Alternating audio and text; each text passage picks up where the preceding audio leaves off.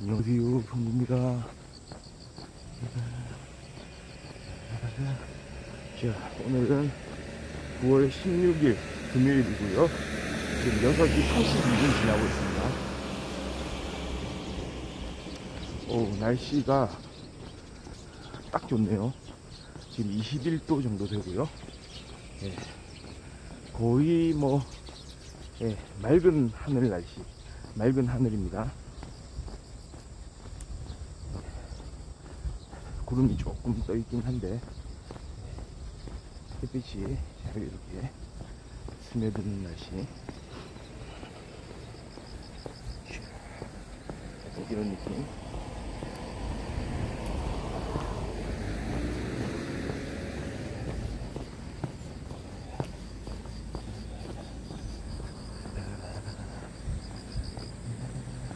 미세먼지도 괜찮고요. 오늘 낮 최고 기온은 30도까지 올라간다고 하네요. 그리고 중간중간에 비 소식이 좀 있더라고요. 우산을 챙겨야 될 수도 있습니다. 중간중간에 간헐적으로 아마 쏘나기가 아닐까 싶은데요. 잘 대비를 하시고.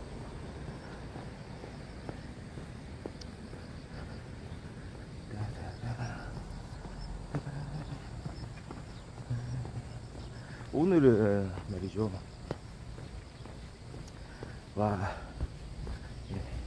제가 사실 좀 아껴둔 드라마가 있어요.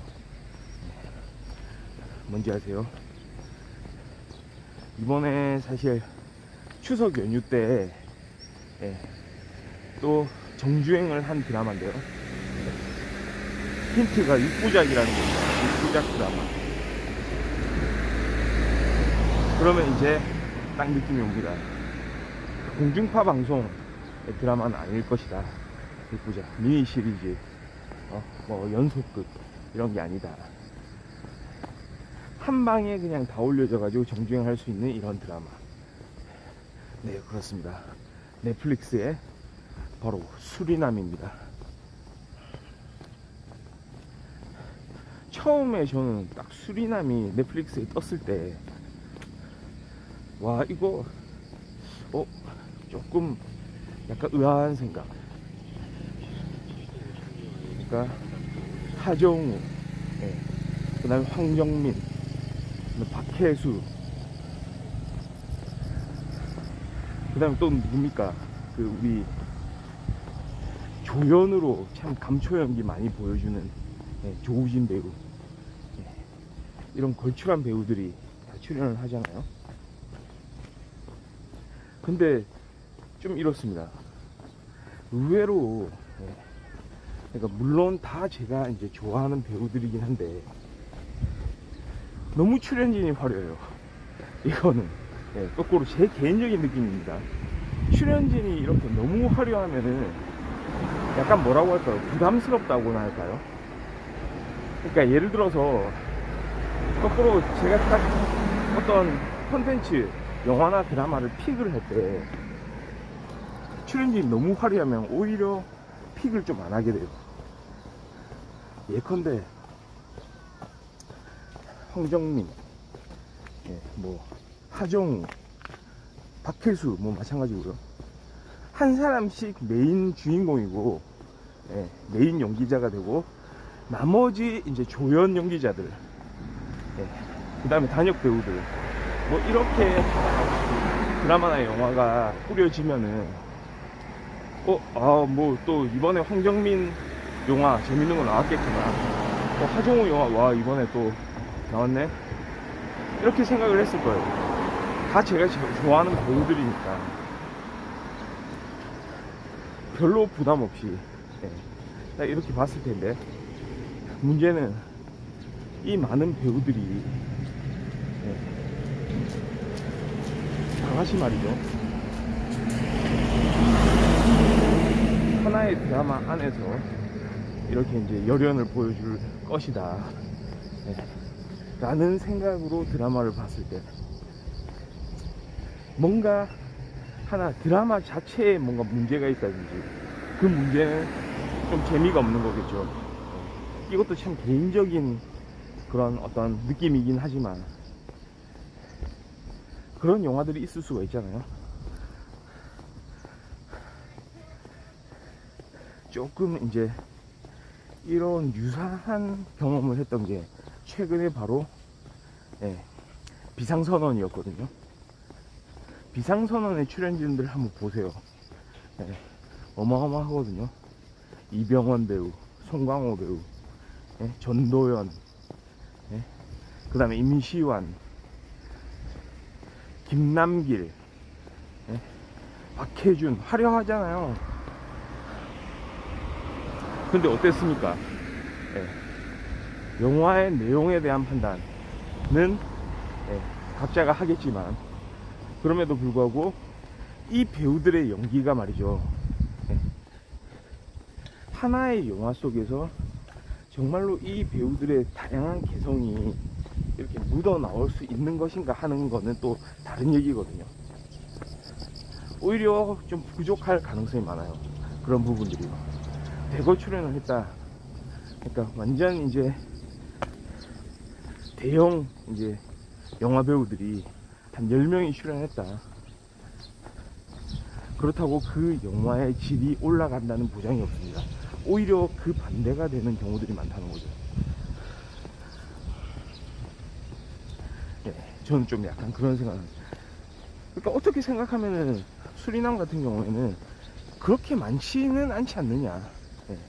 뭐 황정민, 하정우, 그 다음에 박혜수, 그 다음에 조우진, 이런 배우들 한 4명 정도? 4명, 5명 정도? 드라마 자체가 또 분량이 있다 보니 각자의 역할이 또 다양하고 각자의 개성이 충분히 이렇게 보여질 수 있다 라고 또 생각할 수도 있겠죠. 드라마이기 때문에. 영화하고는 다르게 또 호흡이 좀 길잖아요. 그 안에서 다양한 에피소드들이 나오고, 우리가 주목해야 되는 그런 지점들이 막 다양하게 펼쳐질 수가 있으니까. 그러니까 일종의 저는 반신반의, 약간은 기대를 하면서도 와 이거 드라마 진짜 보고 와 재밌었다라고 할 수 있을까. 근데 하여튼간에 수리남이 뜨자마자 사람들이 막 많은 이야기를 하고 언론에 많이 오르내리기도 하고, 시청을 하지 않을 수가 없었습니다. 약간 마음을 졸이면서, 그때 마음은 이 배우들에 대한 어떤 기대를 가지고, 그 다음에 감독이 누굽니까? 바로 윤종빈 감독. 윤종빈 감독 하면은 유명하죠. 바로 뭐겠습니까? 범죄와의 전쟁, 나쁜 놈들의 전성시대 아니겠습니까? 범죄 영화를 참 새로운 시선으로 절묘하게 또 그려냈던 그런 감독 아니겠습니까? 그리고 한편으로 같이 영화를 하는 배우 하정우 배우, 윤종빈 감독의 페르소나 하정우, 뭐 이렇게도 말할 수 있고요. 예전에 윤종빈 감독의 초기작 용서받지 못한 자, 군대에서 일어나는 그런 아주 이제 냉엄한 이야기를 보고 나서 참 착잡한 마음을 감출 수 없었던 그 영화 용서받지 못합니다. 거기서도 하정우가 중요한 역할을 했잖아요. 나쁜 놈들의 전성시대는 어떻습니까? 수많은 밈을 양상시켰던 수많은 패러디거리, 그렇죠. 아직까지도 회자되는 박훈정 감독의 신세계와 더불어 한국 범죄 영화의 거의 양대산맥, 그 유명한 살아있네 이거 한번 안 해본 분들이 없을 거예요. 신세계에서 드루와를 한 번도 안 해본 사람이 거의 없듯이 범죄와의 전쟁, 나쁜 놈들의 전쟁 시대에서 살아있네.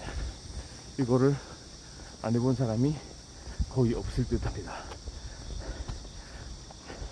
네, 맞습니다. 윤종빈 감독이 처음으로 드라마 연출을 이제 맡았던 거죠. 약간 느낌 뭡니까? 남한산성을 연출했던 홍동혁 감독의 좀 느낌이 나잖아요. 그런 비슷한 포스가 느껴집니다. 확실히 영화 잘 만드는 감독들은 드라마도 잘하거든요. 그러니까 그 호흡을 충분히 살릴 수 있는 감독. 자, 이제 이만하면은 그래도 기대를 가지고 좀 볼 수 있지 않을까요? 영화 자체를 말이죠. 아, 영화가 아니네요. 드라마 자체를 말이죠. 그래서 약간의 조마조마한 마음과 플러스 영화에 대한, 또 영화라고 있습니다.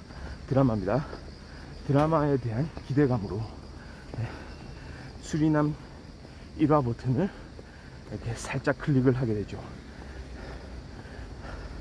네, 그때부터는 괜찮았습니다. 바로 정주행이 가능했거든요. 네, 좋았습니다. 드라마 자체가 정말 화려하죠. 네. 이 드라마 안에서 한국을 벗어나서 말이죠, 수리남이라는 브라질 국경지대에 있는 작은 국가, 우리가 지금 수리남이라는 나라를 이렇게 언급해 본 게 정말 오랜만인 것 같거든요. 그렇게 한국하고는 좀 관계가 없는 나라 아닌가, 또는 한국에 영향을 별로 미치는 부분이 없어서 지금까지. 브라질 하면 뭡니까? 남미의 대국이잖아요. 최근에 올림픽도 개최가 됐고요.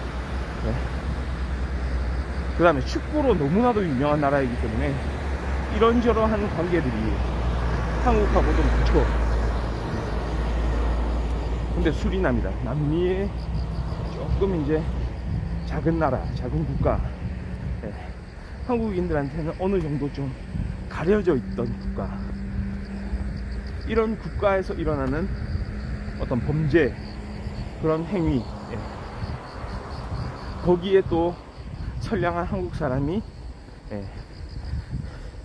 그 현장에 이제 가게 되는 거고요. 거기서 일어나는 이야기들, 그 다음에 국정원이 이제 나서게 되는 거고요. 그 다음에 국제 공조가 또 이루어지게 됩니다. 그런 여러 가지 이야기들. 게다가 황정민 배우가 맡은 배경 뭡니까? 어마어마하죠.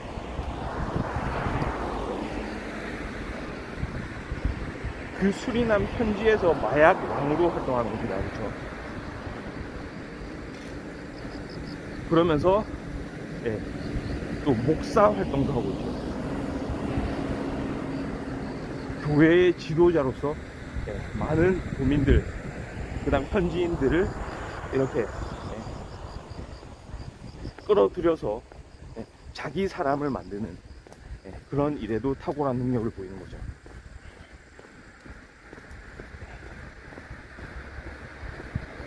그러니까 저는 이제 그걸 보면서 재밌게 봤죠. 계속 쭉 이제 한 회 한 회 시간이 모자라다고 생각할 만큼 1화부터 6화까지 빠져들어서 봤습니다. 그러고 보니까 갑자기 또 떠오르는 인물이 있네요. 유연석 배우를 또 빠뜨릴 뻔했어요. 수리남의 유연석 배우도 열연을 펼칩니다. 그 부분, 배우들의 연기를 좀 주의깊게 살펴볼 필요가 있고요. 하여튼간에 저는 의문이 들었죠. 이제 드디어 영화에서 살짝 이제 거리두기를 하면서 생각을 해봤습니다. 첫 번째 드는 의문이 그거였죠. 국정원. 한국의 첩보기관이잖아요, 국정원이란 건.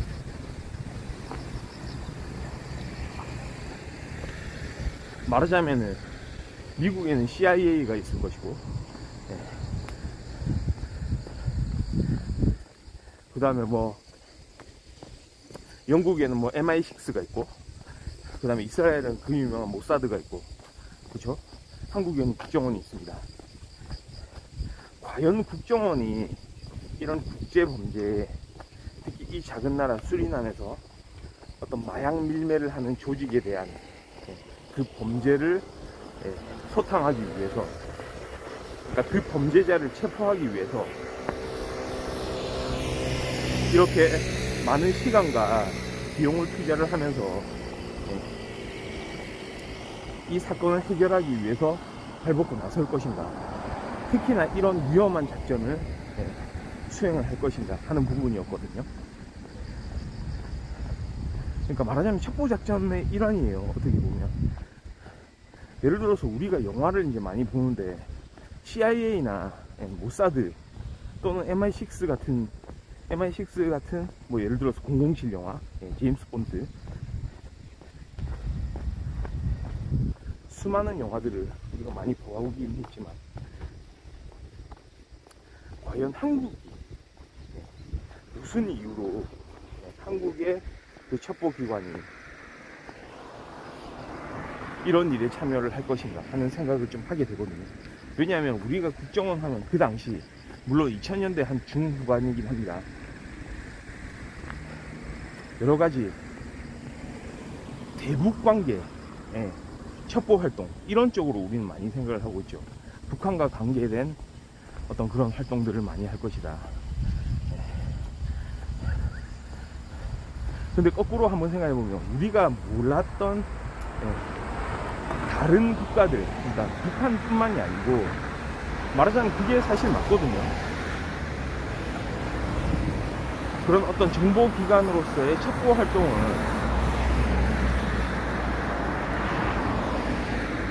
그 다음에 어떤 국제공조라든지 어떤 한국에 영향을 미치게 되는 그런 범죄자들을 이제 소탕하는 그런 임무 같은 거, 사실은 그런 일에도 관여를 하는 게 맞아 보이긴 하지만, 우리가 봤을 때 국정원 하면은 떠오르는 거는 사실은 그런 북한 문제와 많이 관련이 돼 있었기 때문에 이게 조금 낯설게 여겨지기도 하는 거죠. 그러니까 낯설다는 거죠, 사실. 근데 생각해보면 이런 일이, 그리고 이런 공조를 이제 할 수 있도록 만들어 놓은 게 국정원이라는 생각이 또 듭니다. 그러니까 지금 이 순간에도 사실 많은 일들이 일어나고 있지 않을까. 특히 뭐 경찰이나 검찰이 관여하기 좀 어려운 일들, 진짜 긴밀한 어떤 국가기관들 간의 어떤 정보기관들 사이에서 이루어지는 그런 일들,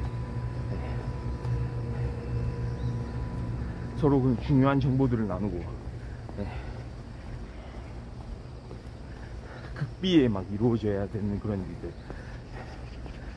그런 작전들 좀 수행이 될 것 같다는 생각이 또 들었습니다, 결국은. 그리고 이게 실제 이야기를 바탕으로 해서, 물론 픽션이긴 하지만 실제로 배경이 되는 이야기가 있어요. 그러니까 그런 측면에서 보면 확실히 가능했구나 라는 생각을 이제 들게 합니다. 하여튼간 우리 이미지에는 맞지 않았던 국정원의 모습이었다. 그런데 이게 현실에서도 이런 사건이 이루어졌다는 게 밝혀진 이유, 국정원이 하는 일이 다양하구나.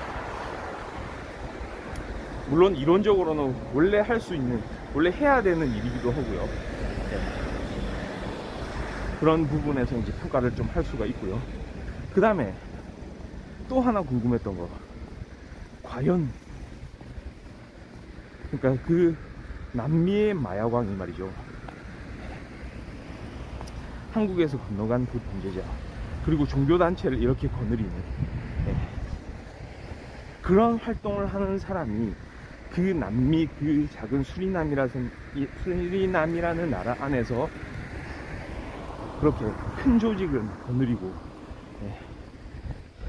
그런 엄청난 자금을 움직이면서 사람들의 마음을 막 이렇게 헤집어 놓는 그런 일들이 그 한 사람에 의해서 가능할 것인가? 결론부터 말하자면 가능하다는 거죠. 일종의 가스라이팅 같은 거기도 하고요. 최근에도 보면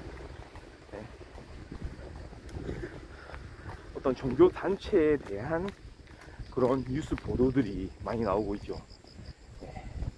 거기에 이제 교주, 거기에 이제 마치 대장급으로 불리는 그런 사람이 거기에 속해 있는 교인들을 막 좌지우지 하는 거예요. 그냥 마치 무슨 자신의 소유물 다루듯이 합니다. 근데 문제는 웃기는 게 그 교인들, 그 대상자들은 마치 그게 당연하다는 듯이, 그리고 심지어는 자발적인 그런 모습을 보여주듯이 그렇게 행동을 하거든요.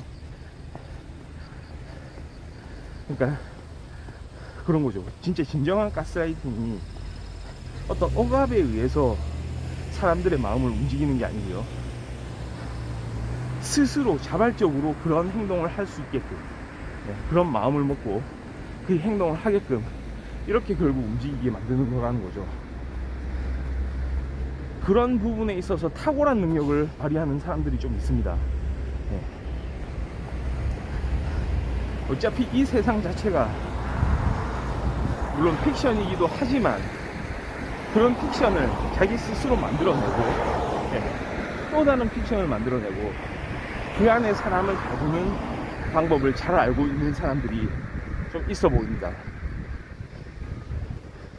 아마도 그런 사람들은 우리 주변에도 있고요. 거기에 정말로 진짜 완전히 특화돼 가지고요, 그런 일이라면은 진짜 어떤 상황에서도 습관적으로, 하지만 그거는 범죄에 가까운 행동이긴 하지만 그런 자신의 어떤 능력이라면 능력이죠. 그런 부분들을 마음껏 발휘하는 그런 사람들이 있다는 거죠. 우리 주변에도 있을 수 있습니다. 그러니까 그쪽으로 너무나도 발달한 사람이죠. 그런 사람이 어떤 범죄를 통해서 이런 수익을 얻을 수 있는 방법에 대해서 눈을 떴을 때 이렇게 이제 성장하게 된다는 거죠. 그러니까 가능해 보입니다. 이것도 현실을 바탕에 둔 이야기이기 때문에 물론 여러 가지 구성 면에서 많이 변동사항이 있었겠지만 2000년대에 현실을 바탕에 둔 그런 이야기가 있었다고 합니다. 실화가 있었다고 해요. 그래서 이것도 가능하다, 결론 지을 수가 있겠고요. 마지막으로는요, 전 그런 생각을 했어요. 제일 이 가능성, 이 가능성 자체가 참 낮았다고 생각했던 부분이 뭐냐면, 앞서 이야기했던 국정원의 이런 사건에 대한 참여, 그 다음에 이런 마약 카르텔에 있어서의 어떤 이런 대담한 범죄를 저지르는 어떤 그 수장, 대장, 심지어는 종교까지도 이끌고요. 그랬던 사실, 그걸 인정할 수 있어요. 그러니까 그런 일들이 실제 상황에서도 발생할 수 있다는 것을 충분히 인정을 할 수 있습니다. 그런데 이거, 그러니까 하정우 배역이죠. 하정우가 연기할 강인구라는 그 인물 말이죠. 과연 이게 진짜 가능할 수 있을 것인가. 왜 그러냐면 결국은 뭡니까? 민간인 사업자잖아요.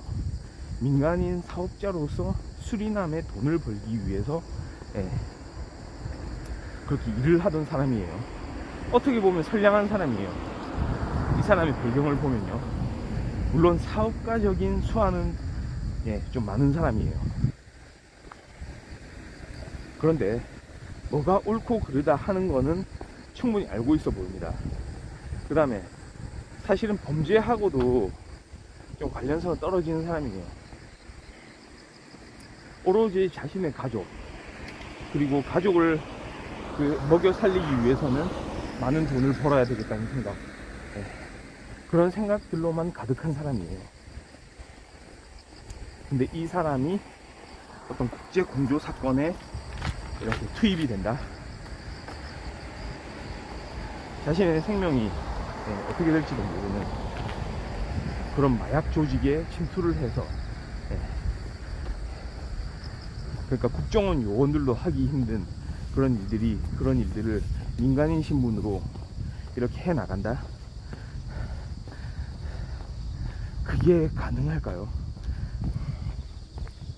그러니까 이 가능성 여부는, 그러니까 두 가지하고 다른 겁니다. 국정원이 이 사건에 개입한 일, 그 다음에 황정민 배우가 연기한 그 전요한이라는 인물이 실제 현실에서도 가능할까 하는 그런 문제 하고는 좀 다릅니다. 왜냐, 민간인 신분에 이 인물, 그러니까 강인구라는 인물은 사실은 한국에 살고 있는 누구나 다 가능한 일이거든요. 누구나 다 본인이 그 대상이 될 수 있는 그런 일이거든요. 그러니까 그냥 일반인, 그냥 민간인입니다. 그러면 이제 그런 판단을 해볼 수가 있겠죠. 나였으면 가능했을까? 앞에 두 상황하고는 다르죠.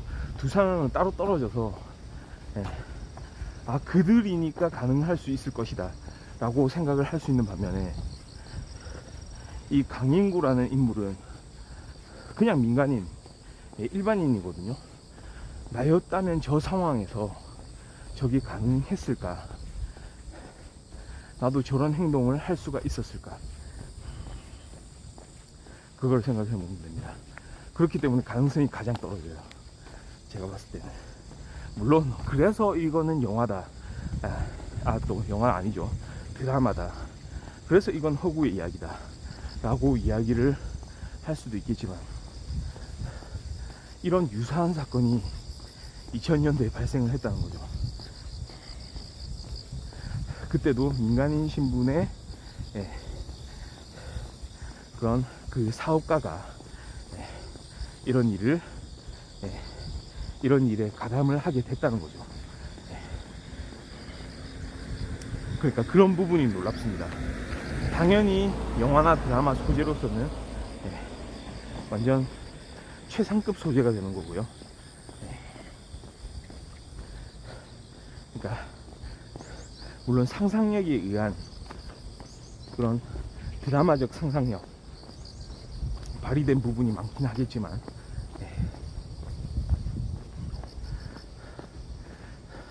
그러니까 처음 시작하면서도 이야기를 하잖아요. 하정우 배우의 나레이션이 들립니다. 참 이런 일이 이런 일을 이제 보게 될 사람들이 과연 믿을 수 있냐 라는 의문을 이제 갖게 되겠지만,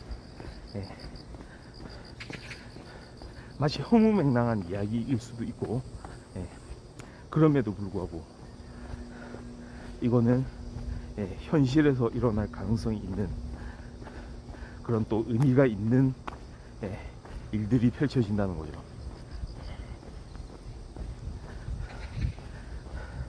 그러니까 세 번째 이 질문, 과연 하정우가 맡은 이 배역, 이 강인구라는 인물은 실제 현실에서 가능할 것인가, 여전히 좀 의문을 남기긴 하지만,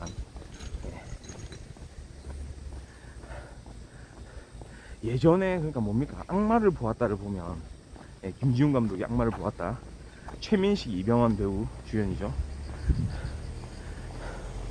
최민식이라는 최민식 배우가 연기했던 그 범죄자, 거꾸로 그 범죄자는 이해를 할 수가 있죠. 그런 범죄자들이 현실에서도 일어나는 모습들을 많이 봤으니까. 그런데 거꾸로 그 범죄자의 그 숨통을 조여 들어가는 그 이경원 배우가 연기했던 그 인물에 대한 판단. 와, 이 사람이 실제로도 이렇게 할 수 있을 개연성이 있는가, 실제 현실에서도 이런 사람이 있을 수 있을까 하는 의문은 그대로 남았었거든요. 그러니까 좀 비슷한 케이스예요. 과연 어떤 사람이길래 강인구라는 사람은 도대체 어떤 강심장을 가졌길래, 한편으로는 어느 정도 소시오패스적인 그런 마인드, 그게 없고서는 가능했을까요? 그런 인물이라고 하더라도 자신이 언제 이렇게 피해를 입게 될지 모를 그런 상황에서 민간인 신분으로 그걸 할 수 있었다는 거, 그게 되게 놀랍기도 하거든요.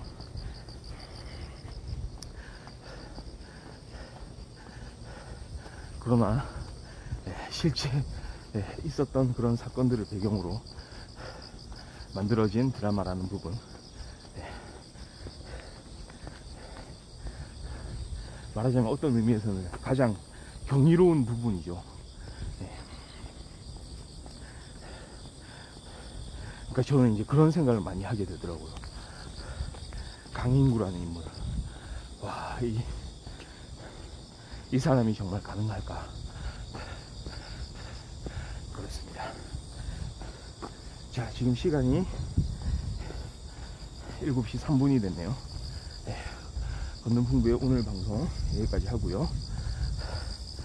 저는 내일 토요일 아침에 다시 찾아오도록 하겠습니다. 시청해주셔서 감사합니다. 바이.